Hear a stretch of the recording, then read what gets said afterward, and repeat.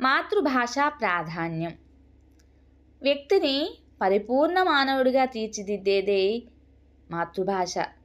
స్వాతంత్రం రాకపూర్వం విద్యాబోధన ఈ మాధ్యమంలో ఉండేది, ఆంగ్ల మాధ్యమంలో ఉండేది.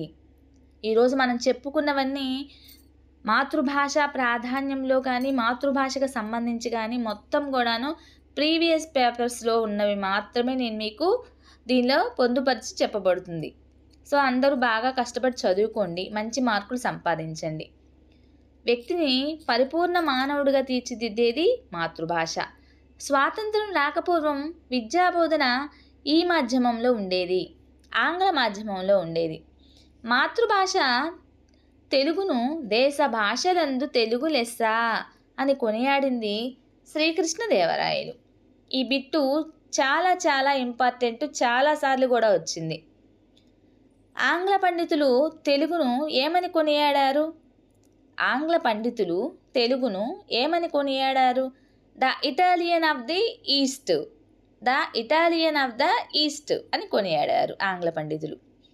మాతృభాష ద్వారా విద్యాబోధనకు ప్రాతిపదిక అంశాలు. మాతృభాష ద్వారా విద్యాబోధనకు ప్రాతిపదిక అంశాలు. నెక్స్ట్, జ్ఞానార్జనకు మాతృభాష బాగా తోడ్పడుతుంది. జ్ఞానార్జనకు తోడ్పడుతుంది. అలానే విద్యార్థులు తమ మనోభావాలను వ్యక్తీకరించడానికి తోడ్పడుతుంది. విద్యార్థులు తమ మనోభావాలను వ్యక్తీకరించడానికి తోడ్పడుతుంది. నెక్స్ట్, మాతృభాషాభిమానం దేశాభిమానానికి సోపానం. మాతృభాషాభిమానం దేశాభిమానానికి సోపానం. నెక్స్ట్, విజయగ్రహణానికి పరభాష కన్నా అధికంగా తోడ్పడుతుంది. విజయగ్రహణానికి పరభాష కన్నా అధికంగా తోడ్పడుతుంది. నెక్స్ట్, వ్యక్తి వికాసానికి కళాపోషణ, సాహిత్యాభిరుచి, సృజనాత్మకత, వివేచనా శక్తి మొదలైన సామర్థ్యాల పెంపుకు ఉపయోగపడుతుంది. వ్యక్తి వికాసానికి, కళాపోషణకు, సాహిత్యాభిరుచి, సృజనాత్మకత, వివేచనా శక్తి మొదలైన సామర్థ్యాల పెంపుకు మాతృభాష అన్నది బాగా ఉపయోగపడుతుంది. అంతేకాకుండా మాతృభాషగా తెలుగు బోధన. మాతృభాషగా తెలుగు బోధన. భాష ప్రాథమిక ప్రయోజనం. ఇది భావ వినిమయానికి చెందినటువంటిది. భాష ప్రాథమిక ప్రయోజనం భావ వినిమయానికి చెందినటువంటిది. భావ వినిమయం అంటే భావగ్రహణ మరియు భావ వ్యక్తీకరణ. భావ వినిమయం అంటే భావగ్రహణం మరియు భావ వ్యక్తీకరణం రెండూ కలిస్తేనే భావ వినిమయం అని చెప్పుకోబడతాము. భావగ్రహణకు భావ వ్యక్తీకరణలకు ఏ భాషలపై ఆధారపడతారు అంటే రెండు కూడాను మాతృభాషపైన ఆధారపడి ఉంటారు.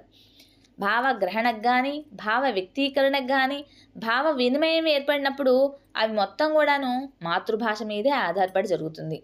నెక్స్ట్, మాతృభాషలో కావ్యపఠనం వల్ల ఏ అనుభూతి కలుగుతుంది? మాతృభాషలో కావ్యపఠనం వల్ల ఆనందానుభూతిని కలుగుతుంది. నెక్స్ట్, భావగ్రహణము. భావ వ్యక్తీకరణములందు భాషపై దేనికి ఎక్కువ అధికారం ఉంటుంది?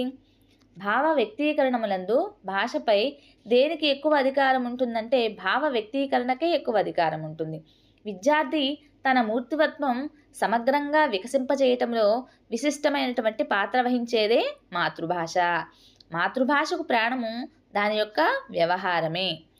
మాతృభాష విద్యార్థికి ఈ క్రింది విధంగా తోడ్పడుతుంది. జ్ఞానార్జనకు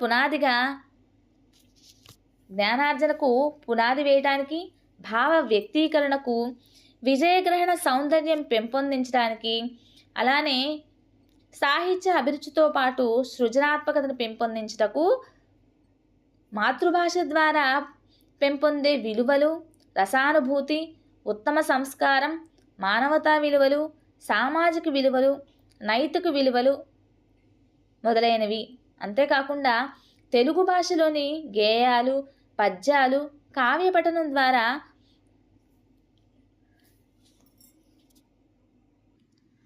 రసానుభూతి, ఉత్తమ సంస్కారం, సృజనాత్మకత మొదలైనటువంటివి అన్నీ కూడాను మాతృభాష ప్రయోజనాలకు సంబంధించినవి. అంతేకాకుండా మాతృభాష ప్రయోజనాల వల్ల ఆనందానుభూతి మానవత్వం, సమైక్య భావం, దేశభక్తి, రచనా నైపుణ్యం, వివేచనా శక్తి, హృదయ లక్షణం, భావ వినిమయం, నైతిక విలువలు, ఉత్తమ మూర్తిమత్రం. అలానే మాతృభాషకు వ్యవహారంలో ఉన్న పదాలు దేశ భాష, స్థానిక భాష, ప్రాంతీయ భాష, ప్రథమ భాషగా చెప్పబడుతుంది.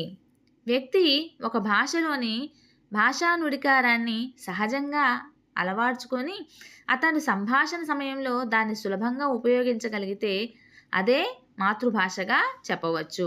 తరతరాల నుంచి సాధించిన అనుభవ సంపత్తిని విద్యారూపంలో అందించేవే మాతృభాష.